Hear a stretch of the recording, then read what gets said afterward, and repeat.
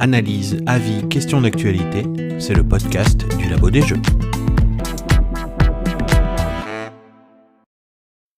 Bonjour et bienvenue dans ce nouveau podcast du Labo des Jeux. Aujourd'hui, on parle du Seigneur des Anneaux Duel pour la Terre du Milieu, un jeu d'Antoine Boza et Bruno Catala, illustré par Vincent Dutray et édité chez Repos Productions, un jeu uniquement pour 2 joueurs. Et la question pour ce podcast, est-ce que c'est juste un thème plaqué sur Seven Wonders Duel, ou est-ce qu'on a affaire à un nouveau jeu ?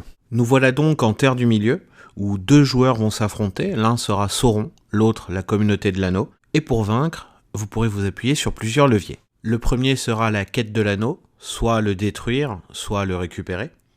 Le deuxième sera le contrôle des 7 régions de cette Terre du Milieu, et le troisième sera l'unification des peuples qui composent la Terre du Milieu. Le tout sera joué en 3 chapitres, pendant lesquels chaque joueur à son tour va pouvoir récupérer une carte dans une pyramide de cartes, tout comme dans Seven Wonders Duel pour ceux qui connaissent. Vous pouvez soit jouer cette carte, soit la défausser pour quelques maigres piécettes, ou alors, si ça ne vous intéresse pas, vous pouvez toujours construire un haut lieu et en récupérer les bonus. Là, on a un petit peu affaire aux merveilles de Seven Wonders. Une seule vraie ressource donc dans le jeu, l'argent, qui vous sert à payer les cartes. Alors les cartes demandent également des compétences, si vous ne les avez pas, ça augmentera juste le coût en pièces. Le but de tout ça, j'en ai bien l'impression, c'est de simplifier et de rendre beaucoup plus efficace cette partie achat de cartes et récupération, pour se concentrer bien plus sur le reste du jeu et sur toute la tension qui va arriver sur les 3 axes principaux. On conserve tout de même le système de chaînage entre les cartes, c'est-à-dire qu'une carte récupérée précédemment permet d'en avoir une autre gratuitement par la suite. Le jeu tourne donc sur 3 axes. Le premier, c'est donc cette quête de l'anneau. Sam, le vrai héros au final du Seigneur des Anneaux, et Frodon essayent d'aller détruire l'anneau unique dans la montagne du destin.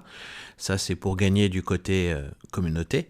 Et de l'autre côté, pour Sauron, on a un joli Nazgûl qui va leur courir après, et s'il les rattrape, c'est victoire pour le côté de Sauron. Sur le deuxième axe, on est sur le contrôle de la Terre du Milieu, qui est divisé en 7 régions.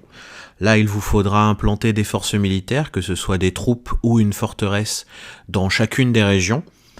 Et le premier joueur qui le fait contrôle la Terre du Milieu et donc gagne la partie. Pour le dernier axe, on vous demande de rassembler les peuples et donc d'obtenir 6 symboles de peuples différents pour empocher la victoire immédiatement. On est quand même proche de Seven Wonders Duel avec quelques différences notables. La première, c'est qu'il n'y a pas de point de victoire ici. Le but, j'ai l'impression, c'est de simplifier le jeu pour pousser les joueurs à créer des déséquilibres en poussant les axes les uns après les autres, ce qui va rendre la partie vivante et bien tendue comme il faut. La deuxième différence sur la partie militaire, c'est qu'on n'est plus sur un tir à la corde, je pousse un pion vers toi, vers moi et ainsi de suite.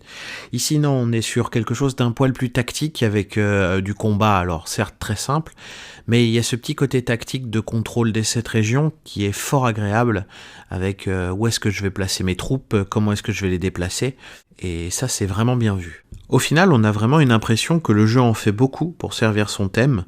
Alors les fans, moi le premier, seront ravis, ça c'est sûr.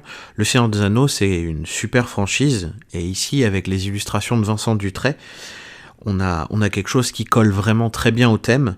Le matériel aussi est qualitatif, avec cette réglette transparente qu'on a déjà vu passer un peu partout, ou encore l'insert qui, pour une fois, est vraiment pratique et permet de bien ranger le jeu.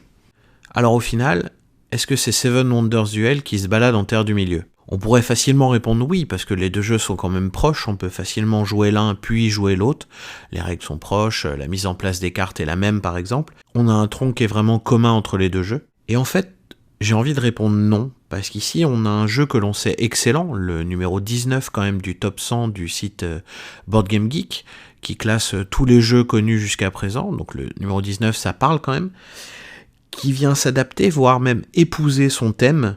C'est une sorte de version 2.0 qui en même temps vise un public, je pense, plus initié qu'expert, un public plus entrée de gamme, parce qu'il est tout simplement plus fluide et plus simple à jouer, et ça marche vraiment bien. En fait, je pense que sur le long terme, le duel pour la Terre du Milieu va éclipser Seven Wonders Duel. Si on compare les jeux de base, ok, il y a un peu un match, Seven Wonders Duel est un poil plus complexe et tout.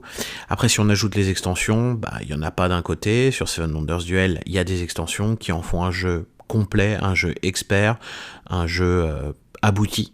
Mais clairement, ce duel pour la Terre du Milieu, il peut y avoir que des extensions qui vont arriver. Ça paraît assez évident qu'elles vont pas tarder à débarquer. Et une fois que les deux seront là, complets, je pense qu'il prendra la place. Le thème est meilleur, l'entrée dans le jeu est plus simple. Il peut que éclipser Seven Wonders Duel. Et j'en veux pour preuve que malgré son jeune âge, il est déjà dans le top 300, toujours de Board Game Geek.